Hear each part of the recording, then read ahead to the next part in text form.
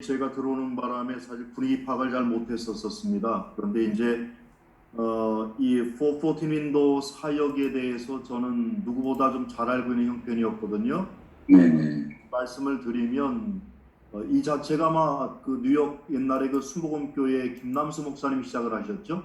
네네, 그렇습니다. 네. 그렇지만 이제 내용적으로 보면 뉴욕 프라미스 처치의 김남수 목사님이 주창을 하셨지만 실질적으로 그 일에 사역을 하신 브레인이 벤 허라고 허연행 목사님이십니다. 네. 알고 그분이 있습니다. 저희 교회 출신이시고요. 예, 그다음에 그분이 그 서울대 사범대학교 출신이십니다. 제가 예, 장순에서 공부할 때에 대학원에 오셨고요. 그래서 그 교육자적인 마인드를 가지고 그분이 그 뉴욕 순복음교회에 계실 때에 유치원부터 대학까지의 교육 과정을 만드셨습니다. 그러니까 단순하게 414이라고 하는 것 자체가 4세부터 14세까지라기보다는 교회 안에서 교회 교육의 필요성을 굉장히 강조하셔서 추진을 하셨던 것 같고요. 오늘 저희 조에서는 사실은 몇 가지 내용이 있었는데 백현봉 안수 집사님께서는 생명 영역이 있는 교회가 돼야 되겠다라고 말씀하셨고, 또 어린전도협회 구미지구를 담당하시는 나영국 목사님께서는 현재 그쪽 지역에 그 새소식반을 통해서 주중에 늘 하나님의 말씀을 배우는 이와 같은 프로그램을 진행하고 있다고 하는 말씀을 들었습니다. 자, 그런 반면에 배필교 선교사님께서는 현재 브라질에 계시다가 들어오셔서 잠깐 자가격리 중에 계신데요.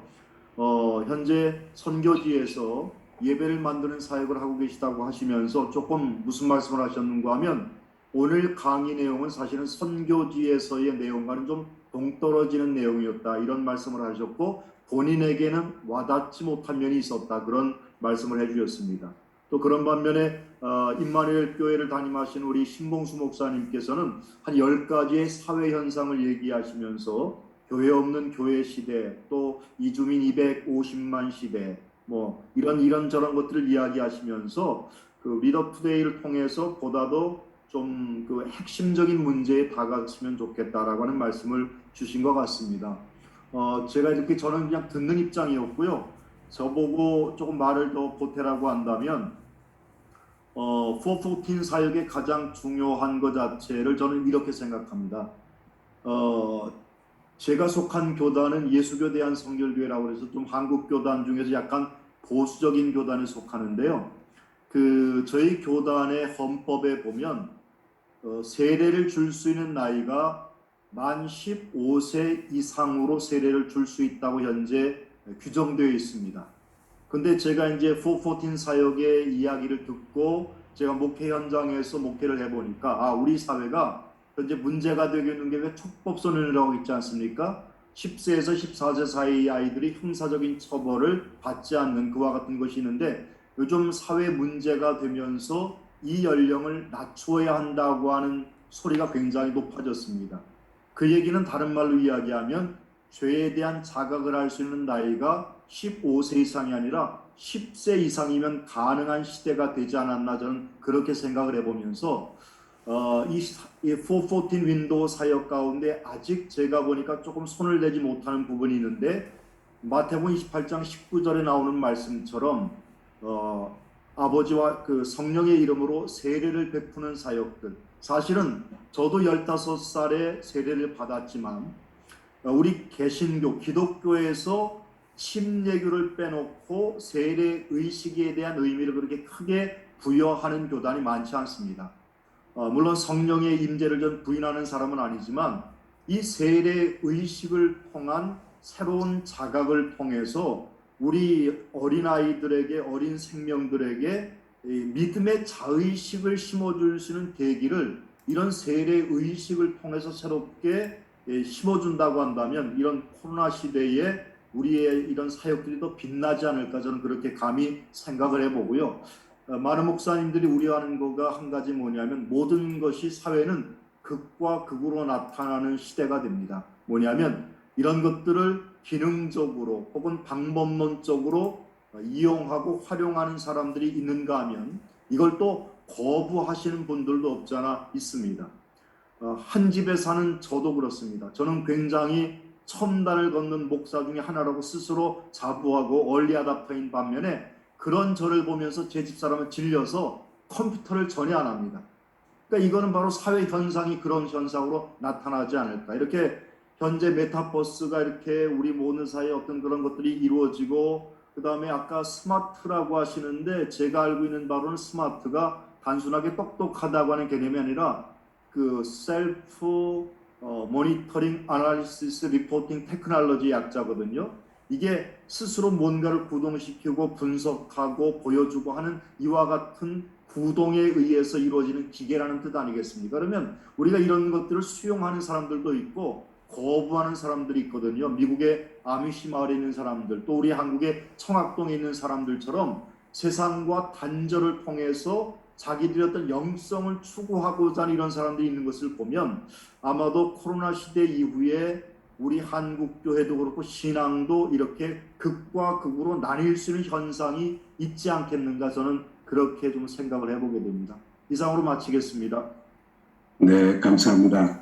여러 가지 그 좋은 퍼스펙티브를 저에게 나눠주셔서 이제 감사드립니다.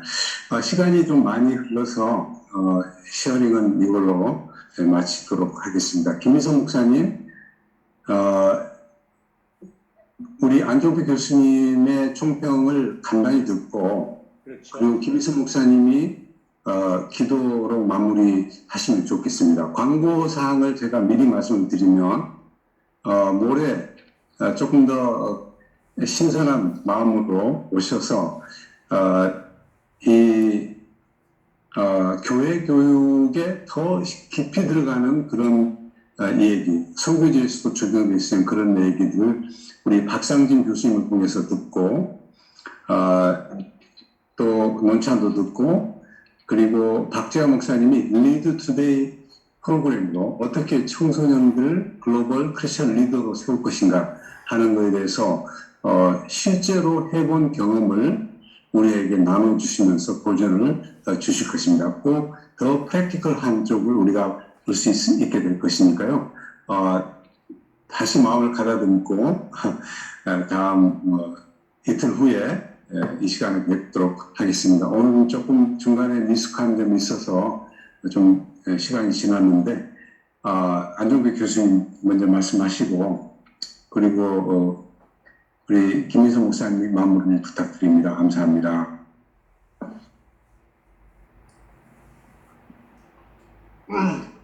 예, 뭐 총평이라기보다는 그냥 제가 마무리 차원에서 말씀을 좀 드리면요. 우리나라 뭐 해외를 볼 것도 없고 우리나라의 과거의 교회와 현재의 교회와 미래의 교회를 한번 생각해 볼 필요가 있다고 생각합니다. 초대 교회, 우리나라 초대 교회를 포함해서 약 70년대까지만 해도 한국 교회가 가치적인 관점에서나 어떤 세상의 역량 관점에서나 세상을 리드하는 그런 터전이었습니다. 가치적인 관점에서도 교회의 가치를 사람들이 다 정말 우러러봤고, 또 역량적인 관점에서 새로운 문화와 새로운 역량을 오히려 교회에서 정말 다양한 프로그램과 또 교회 학교와 또 교회에서 세운 학교를 통해서 세상을 리드할 수 있는 인재를 만들었어요. 자, 그러다가 80년대, 90년대 오면서 교회가 이제 거꾸로 세상을 쫓아가기 시작했죠.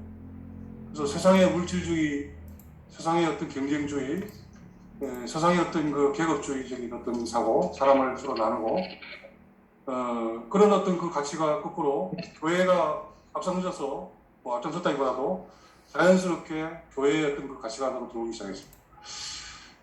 또 한편에서는 그 역량 부분도 세상에서 생각하는 그런 역량을 거의 교회에서 따라가기 시작했어요.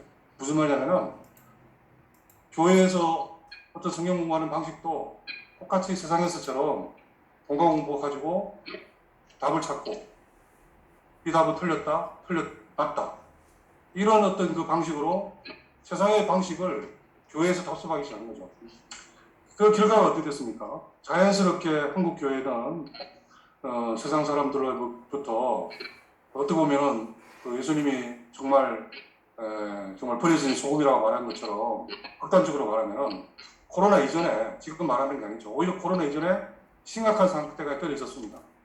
모든 부분에서 모든 사람들이 정말 기독교인을 오히려 정말 정직하지 못하고 그거는 뭐 우리뿐만 아니라 이미 그 조사 결과에 나온 거예요. 오늘은 뭐 제가 조사 결과 말씀을 안 드렸지만은 오히려 정말 자기만 생각하고 코로나 직전에 우리 조사에 의하면은 기독교인은 사기꾼 집단이라는 그런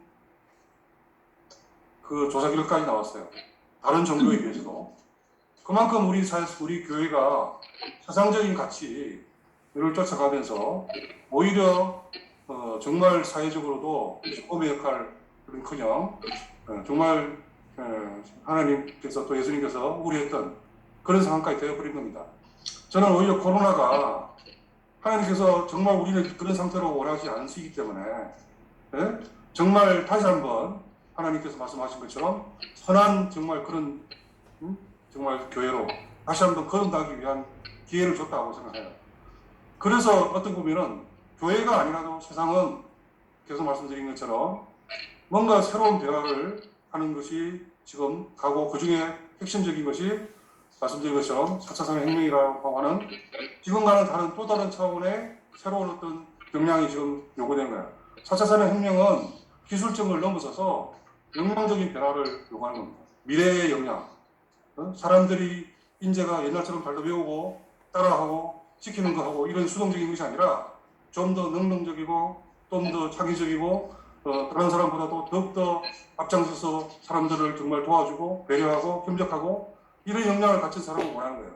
그런 사람을 4차 산업혁명의 핵심 인재라고 그러거든요. 그런 역량이 이제 교회에서 당연히 길러야 되는 거 아닙니까? 또 마찬가지로 가치적인 관점에서도 이제는 오히려 코로나로 인해서 세상에서 거꾸로 제가 말씀드렸잖아요. 가장 이기적인 그런 그 조직인 기업조차도 이제는 이윤이 아니라 정말 사람들이 함께 더불어서 아름다운 건강한 사회를 만들기 위한 그런 가치, 그걸 어떻게 보면 요즘 ESG라고 부릅니다. ESG 경영. 정말 지구를 살리면서 함께 더불어 살고 정말 사회적인 가치를 추구하는 그런 차원으로 목적을 바꾸고 있는 거예요.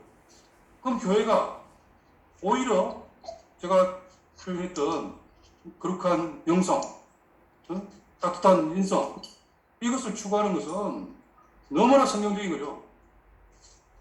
그 따뜻한 인성이라는 것은 정직하고 배려하고 나누고 봉사하고 정말 화합하고 서로 소통해서 정말 아름다운 사회를 만들어가면서 따뜻한 인성을 나누자는 거예요. 그거는 예수님이 끊임없이 표현하고 우리에게 보여줬던 그런 모습입니다. 예수님이 그런 사역을 하셨던 거죠. 언제 예수님이 자기 거리를 높이고 자기를 따르는 사람을 모든 사람을 자기 밑으로 넣고 그런 적이 어디 있습니까? 예수님처럼 따뜻한 인성을 보여준 적이 없어요. 그러면 거룩한 영성도 마찬가지입니다. 거룩한 영성을 어차피 사람들을 추구하게 되는데 우리 교회가 정말 하나님의 우리 뜻한 가치, 정말 우리가 하나님이 따뜻한 빛을 우리에게 주신 것처럼 그 따뜻한 빛을 비추면서 또 그걸 통해서 우리 하나님의 그 존재 가치가 얼마나 위대한지 이런 것들을 표현해주고 또 예수님께서 정말 모범을 보여주셨던 그런 모습을 통해서 정말 우리가 그런 가치를 구현할 때 세상 사람들이 우리를 보고 바뀌는 거예요. 근데 그렇지 않았습니까? 자꾸만 사이비적인 어떤 그런 것들을 통해서 사람들이 거짓된 가치를 거꾸로 그것이 영성이라고 쫓아가는 거죠. 한국 교회가 정말 가치적인 그 부분에서 정말 그렇다 영성 관점에서도 모범이 되면은 사이버가 작년에 사이버 종교는 작아지게 되는 겁니다. 그게 자꾸 부재하니까 점점 사이버가 좀 더 많아지고 점점 이상한 방향으로 가는 거거든요. 그것은 지금 단순히 영적인 그런 강을 넘어서서 우리 사회 전체 부분에 우리 기독교가 어떤 역할을 하느냐고 연결이 있다고 생각합니다. 그래서 어떻게 보면은 그런 부분은 하나님이 우리에게 새로운 기회를 준 거죠. 그래서 다시 한번 한국 교회가 옛날 하지 말고 옛날이라고 하는 것은 오히려 초대교회로 돌아가라는 그런 관점이고 정말 다시 한번 우리가 정말 성경적인 관점에서 정말 세상의 관점이 아니라 성경의 관점에서의 그런 가치를 우리가 추구하고 그리고 우리가 오히려 예수님도 하나님도 우리가 미래를 우리가 리드하기 원하기 때문에 세상을 지도하기 원하고 세상을 이끌어가기 원하잖아요. 기독교인이.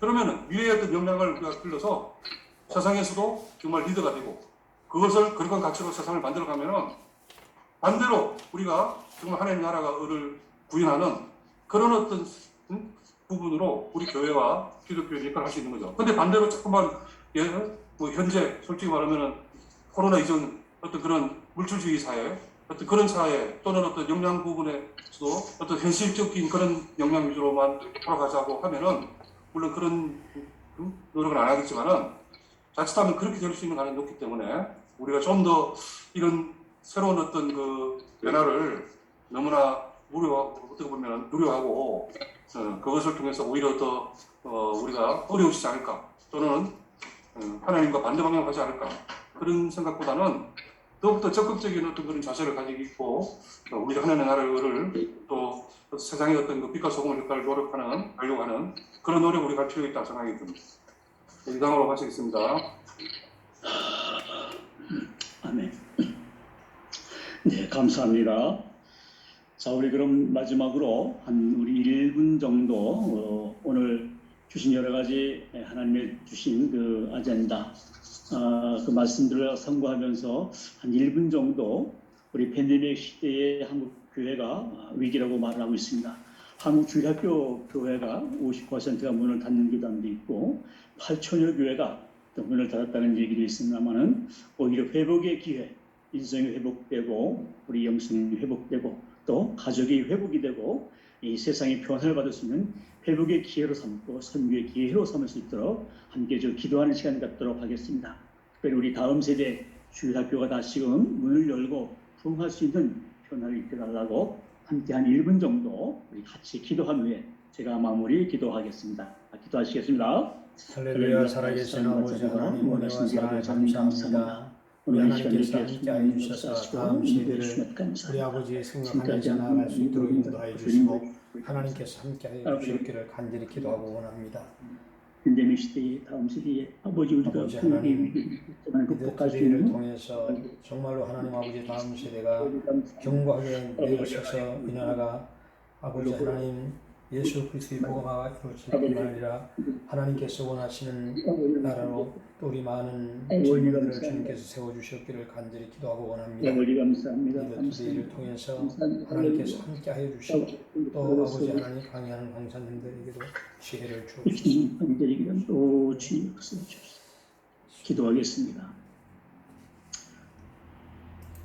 이 포스트 코로나 시대에 한국 교회가 경험하지 못한 새롭고 어려운 환경에 처해 있지만은 하나님의 뜻은 재앙이 아니라 평안인 줄로 일사오니 이 포스트 코로나 시대에 오히려 이 인공지능과 또 메타버스 스마트가 일상화되어가는 이 무다의 시대에 있지만은 오히려 이것을 미래의 대안으로 적극적으로 활용할 수 있게 도와 주시옵소서. 아버지 하나님, 한국 교회의 이 포스트 코로나 시대에 한국 교회가 우리 그리스도인들이 성경적 본질로 돌아가서 더 창조적인 자연이 회복되게 하시고 가족이 회복되게 하시고 거룩한 영적 예배가 회복되게 하여 주옵시고 인성이 회복되고 영성이 회복되는 부흥의 역사를 이루어 주시옵소서. 아버지 하나님, 한국 교회의 주일학교가 닫혀져 있는 수많은 교회가 다시 열어주시옵시고 한국 교회를 다시금 일으켜 세워주셔서 함께 하시고 나아가게 도와주옵소서. 한국교회의 굴뚝이 세대, 다음 세대를 다시 세워주시고 선교의 귀한 동력자로 세워주옵소서. 다음 세대를 세워나갈 우리 한 선생님들, 부모님들, 우리 목회자들이 거룩한 세대를 세워나갈 수 있도록 일으켜 세워 주시옵소서. 아버지 하나님 감사합니다. 오늘 이 퍼포팅 윈도우 포럼, 미래 목회 포럼을 은혜 가운데 인도하시고 마칠 수 있게 해주심을 감사합니다. 오늘 주신 이 모든 귀한 뜻을 한국교회의 지평을 열게 도와주옵시고 세계교회의 선교에 큰 도약하는 기회가 될 수 있도록 은혜 베풀어 주옵소서. 감사드리며 수고한 모든 분들의 손길 위에 하나님 놀라우신 평강과 은혜를 더해 주시기를 간구하오며 존귀하신 예수님 이름으로 기도하옵나이다. 아멘. 아멘. 아멘. 아멘. 네, 감사합니다. 오늘 수고 많이 하셨습니다. 수고했습니다. 안종배 교수님 수고 많으셨어요. 최고. 네, 네, 감사합니다. 최고. 네, 우리 이동규 목사님은 나가셨나요? 네. 네, 감사합니다. 이렇게 오늘 좀 응급결에 여러분들 처음 들어오신 분도 있고 한데 좀 익숙해지면은 모레 모임은 더 더 좋을 겁니다. 좋은 모임 될 것으로 믿습니다. 아멘, 아멘, 할렐루야. 밤에 잘 주무시고 또 각 교장님들께서는 오늘 출석을 지금 제가 보니까 한 170명 정도가 맥시멈이었던 것 같아요. 네, 네. 네. 그런데 지금 현재 한 반 정도 남아 있고 조금 더 빠져나가시는데요. 정말 오늘 만나 뵈서 반가웠습니다. 네, 수고하셨습니다. 사무장님. 안 교수님 너무 감사합니다. 귀한 말씀. 정말 네, 많이 공부 많이 했습니다. 성교사님도 최고, 코멘트 최고였어요. 네, 수고하셨습니다. 감사합니다. 다들 안 교수님 네. 최고. 또 네, 모레 뵙겠습니다. 사랑합니다. 목사님 수고하셨습니다. 할렐루야. 네, 목사님 감사합니다. 네. 방문하는 기대합니다. 네. 자, 하나, 둘, 셋, 넷 나갑니다. 하나, 둘, 이거 셋. 꼭 하면 다 잘했어.